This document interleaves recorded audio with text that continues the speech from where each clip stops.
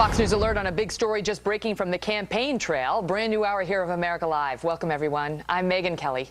In just the last hour, Gallup Polling announced that Mitt Romney has opened up his biggest lead of the 2012 campaign, now topping the president in Gallup's daily tracking poll by 52% to the president's 45, so a 7-point lead over the incumbent. This is not just any poll. This isn't just another statistic, according to Karl Rove. He was on this broadcast yesterday as the news broke that it was a 6-point lead under Gallup then. Now, of course, it's 7. And he gave us some historical context for these numbers. This is the first time that Romney has hit 50% in the Gallup likely voter poll, and the president has never hit 50% in the likely voter poll. And no candidate who has led in mid-October with 50% or more in the likely voter poll has ever gone on to lose. Chris Direwell is our Fox News digital politics editor and host of Power Play on FoxNews.com. Chris, so this is a 7-day rolling average that Gallup does, is my information. So it would include some polling in the wake of the debate this week, but the majority of it would have been prior to the debate. Is it telling us anything, given that? Well, it's telling us a lot. What it's telling us is that each day that goes forward, you're adding another day beyond the debate, and also, importantly, the vice presidential debate from last week. And what we were wondering was, how did these, what were adjudged to be basically ties, but where there were strengths, edges for the Democrats overall, but strengths for the Republicans therein, how did this reshape the race? And every day of new polling data that we get after the vice presidential debate and after the second presidential debate, the test is Mitt Romney continuing to climb, or has his momentum been arrested? And so far, every indication is that he's continuing to climb. This is likely voters just across the United States, right? And even though we here in New York like to pretend that we are relevant, and you down in Washington, D.C. like to pretend that you are relevant, it's, you know, these states, and we kind of know how most of them are going to go. So what's interesting is to look at the swing states. Does this national number mean anything? Should we be looking at the swing states, and how is Mitt Romney versus Barack Obama? How's it going there?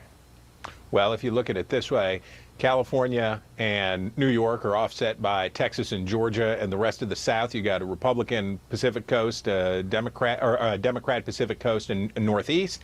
The South is Republican, and then you fight it out for, as you say, this handful of 11 states really that we're looking at this time. And what it tells you is this: if you have a tie race nationally, you're going to scrutinize each of these swing state polls to every degree that you possibly can. But when you start to see this kind of movement and a 7-point lead when you're well outside the margin of error nationally, what that tells you is that the race is starting to break open. And this is something we've been waiting to see what was going to happen. For a minute, it looked like it might break open for the president, but instead now it seems to be breaking open for Romney. Well, because all the pollsters have been coming on the show, and they've been saying a couple things. Number one, they say that, you know, a rising tide lifts all boats. That this is when Barack Obama had that lead. They said even if that's a national number, Rasmussen was saying this, even though Barack Obama's lead was on the national basis, he said, you know, you can just expect that the states, swing states, will follow. Presumably the same is true now that Mitt Romney is atop on the leaderboard. But they also said expect a tightening as we get into late October and people really start paying attention.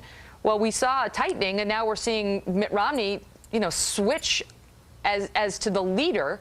Do we expect, based on history, Chris, for that to then tighten again as we get to November 6th? Not necessarily. Here's what we expect. Tightening is what you say if you're losing. You expect the race to tighten, which means I'm going to catch up. What we really expect is that voters stay, especially in re-election years where you have an incumbent in office, voters unplug, and they don't pay as close attention throughout the spring and summer, where they go back and forth and air attack ads and engage in whatever silliness. But then, blammo, whatever happens when you get to that moment that people dial in, fortunately for Mitt Romney, the moment that people dialed in and started paying attention was his best performance of his political career. What do we expect the president's strategy to be in the coming 3 weeks to turn those numbers around? Well, based on every indication that we have right now, it is going to intensify his personal attacks on Mitt Romney and to intensify his character attacks on Mitt Romney. So wait, how can that be? Karl Rove said yesterday he's pulled the negative advertising in many of these states, that he's now sort of going to be coming out as Mr. Nice Guy in a lot of these states. Well, the anticipation was that that pivot point would come at some point, that the president, who has run a blisteringly negative campaign for 6 months, was going to try and close on a positive note, on an up note. But with Romney moving ahead in the polls, he may not have any choice but to just go and try and intensify the kill Romney strategy in the closing weeks, closing 2 weeks of the campaign. Because it did have some. It was effective to some extent back in the summer, all the stuff about Bain Capital and so on. And the president's poll numbers were very high when he was going that route, although I don't know. You know, who knows, Chris? Who knows? We'll all know in just a few weeks. Chris Direwalt, Yes, thank you. You bet.